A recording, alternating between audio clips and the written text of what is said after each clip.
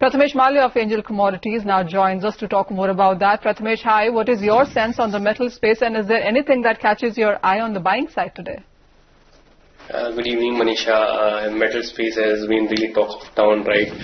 Since last year, even this year, it has been the talk of almost the entire commodities pack. So saying that, I think in the commodity space, nickel is something which I would favor as a commodity because there's a lot of positive sense that's been coming. Steel rally, and besides that, electric car vehicles seems to be story behind nickel. Immediate near-term targets for nickel and the M6 would be somewhere around 1,100 is what we're looking at. But yes, a note of caution out there. If you want to play safe in the metals pack, I think I would bet my money on copper. I think copper is playing in the range of 460, 470. This is a particular range. So it is trading at 467 now.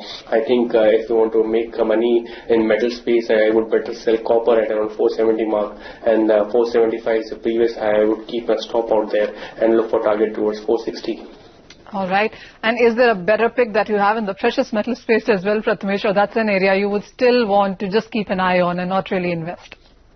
Manisha, with the recent numbers of NFP and plus the interest rate hikes possibilities being on the rise in this June meeting, I think precious metals is not a space wherein you would buy at current levels. But my sense is that precious metals would possibly see correction in the coming days.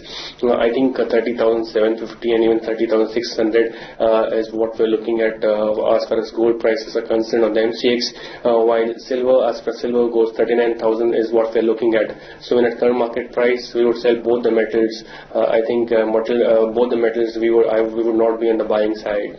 All right. And a quick word on the crude oil prices before we let you go. And it has been quite a slide. I mean, the last couple of weeks have seen 8% decline. This week has seen 2% decline yet again. So a third week of decline. How is it looking on charts? The fundamentals, of course, are quite volatile as ever. But at these current levels, would you look at some consolidation finally? Yes, Manisha, I think the last conversation that we have had clearly mentioned about the inflection point when it was close to WTI was close to $70. I think a steep correction from there is what has already been factored in. But I think a little bit of positive move would come on. Short covering rally would definitely be seen. But then you should not be fooled by this positive move. I think there is still more downside in oil. I think 4,100 on Indian market is what we're looking at. If you're really looking at oil as a space you can sell on this particular counter, we should not be a buyer in oil again. Point taken. Thank you so much for that, Prathamesh. So those are the strategies coming in from Prathamesh Malya on all of those commodities. But before we wrap up on the show, would want to